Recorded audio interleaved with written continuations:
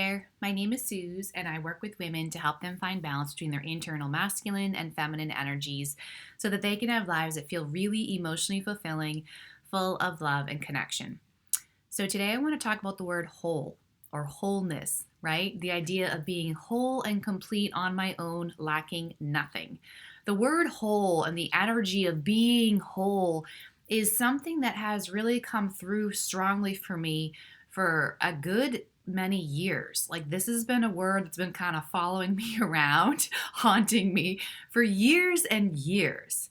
And I remember when I first started talking about it publicly on Facebook at the time, um, I remember thinking that I had achieved some sense of wholeness and completeness on my own when I was really working through releasing codependency. And I thought that that was really amazing, right? And yes, it is. I mean, getting out of that codependent space is really amazing. And I had done a lot of work around being single at that time, right? Like staying single and learning how to healthily navigate that space of being alone and yet not feeling like I needed a relationship, right? I know that for so many women, that's a common space that we can tend to fall in, where a lot of women can be in the space of either jumping from one relationship right into another, or if you're single, you don't want to be single and you're like, where is he? I just want to be in a relationship and have that companionship, whatever. I thought that like I'd done a lot of work around that. I'd released a lot of codependency. And to me, that brought me into a space of feeling whole. And at the time, yes, that was a great level of feeling whole and complete and not like create needing a relationship outside, right? Yes, that is great. That is amazing. That is a step to the whole thing. And then I went through, after that, a few years later, I went through yoga teacher training. And it was really interesting. I'm actually wearing it now. As we graduated, we were given these beautiful silver bracelets. And the name of the studio was imprinted on the outside. And on the inside, each one of us had our own individual word. And it was a word that the teachers who taught us that they really picked up was like the word for us, right? To continue to focus on as they sent us out into the world. And the word that they picked for me, and of course, I didn't know this until I got my gift at graduation, the word they picked for me was whole. So clearly, there was still something that they were seeing in me that needed to be tweaked to come into this place of wholeness, right? And so I kind of started unraveling it even some more from, journaling prompts and all the work that I had done in yoga teacher training. Then, after that, a few years after that, then I came into this space of really, really clicking things together in a really powerful way. The more and more I went down the path of energy, the more and more I went down the path of studying masculine energies and feminine energies and that inner self, that inner world of my own inner masculine and feminine, learning where I have shamed myself for one aspect or the other, or maybe pushed one part away, or not learned how to collaborate the two, integrate the two, I often say, learning how to bring both the masculine and the feminine together, to collaborate, to integrate together so that they're not fighting each other, but they're learning how to work together. And when you really lock those two pieces in together, that is wholeness. That's it. It's not as simple as just the external relationship, because the external relationship is only simply mirroring the internal relationship of the masculine and the feminine energies. And if they're at war with each other, it's going to show out in the external reality as well. So it's the idea of bringing both in. In my earlier videos that I've done here on YouTube, I talk a lot about masculine energy. Clearly, I identify more with feminine energy. I'm on the path of the divine feminine. I speak to divine feminines. Clearly, that is where I predominantly am, is more in that feminine realm. I'm the feminine, right? So, on the journey of coming out of, I used to be in a very wounded masculine energy. I was very in a very, very wounded masculine energy for most of my life, right? And I shared a little bit of my story in some of my earlier videos here on YouTube of really allowing, once I became aware of feminine energy, really allowing myself to come into the feminine space and be in the feminine, allow myself to feel again, allow myself to be in that feminine flow and to release a lot of the rigidity and the rules and the heaviness and the stifling and the overthinking and analyzing of the masculine. And once I like let that stuff go, it felt like so relieving, so much relief and lighter and freer.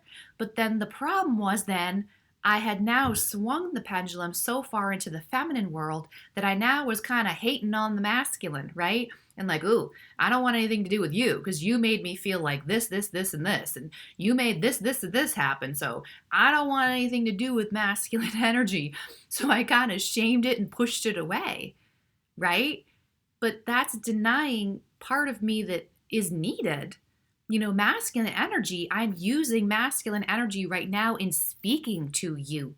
Speaking is masculine energy.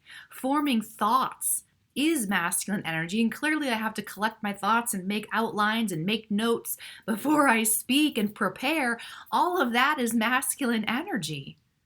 Whatever job you may have for making money, you're using your masculine energy. Driving your car is masculine energy. Parenting your children is masculine energy. Clearly, we need masculine energy. It can't be completely pushed away.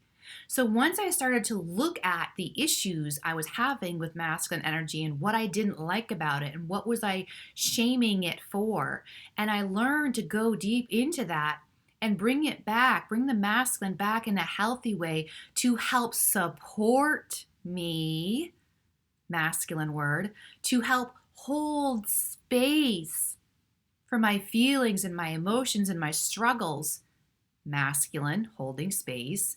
And I learned to be present with myself, healthy masculine energy. And I learned to devote myself to putting videos on YouTube and doing things for work and having a schedule, a little bit more of a schedule for myself and committing to things for myself. Commitment is masculine energy, by the way. Committing to things that I knew would help create the life that I want or help promote my business or help grow my business. All of that is reintegrating the healthy masculine. So without that, I'm not whole. That's what wholeness is. Wholeness is taking the healed strengths, taking the strengths from both of the masculine and the feminine, learning how to integrate them back in. That's only step number one. Integrate them back in so that neither is pushed away or shamed. But then part two is, and this one took me, again, this took years, is learning how to simultaneously be in the masculine and the feminine together. Now, this is particularly relevant if you are on a twin flame or divine counterpart journey. I promised you guys I was going to start talking about this. Here you go. This is particularly relevant on a twin flame, divine counterpart, soul ascension type journey. You must, in order to find outer union in your partnership, okay, you must learn how to simultaneously be in your feminine and your masculine and have them working together at the same time. And that can be really tricky. And that took me years to figure out because I thought at one moment I had to either be in my feminine or be in my masculine. But that is too polar. It's too much of a polarity. And that is not unity consciousness, right? Because unity consciousness is wholeness. It is everything seen together as one, everything coming together as one, because we're stronger when we are all together as one. These are all terms that I'm sure you're familiar with if you're on a twin flame or divine counterpart type journey. The age of Aquarius, the new earth, unity consciousness, these terms. And this is the path. You must learn how to simultaneously be in your feminine and in your masculine at the same time. And that is wholeness, because it's the yin and the yang together. You, in and of yourself, your yin and yang together. And then you have it in your world outside of you. Inner union is outer union. What is union? Again, unity, harmony, masculine, feminine, together, yin and yang, together. Inner union is a state of being that is happening at every single moment. It isn't just this random state of being and then you're switching between masculine and feminine. No. You are simultaneously occupying both at the same time, creating an inner union, inner unity consciousness, which then creates an outer unity consciousness, outer union. So I hope this video helped. I'm going to leave it there for now.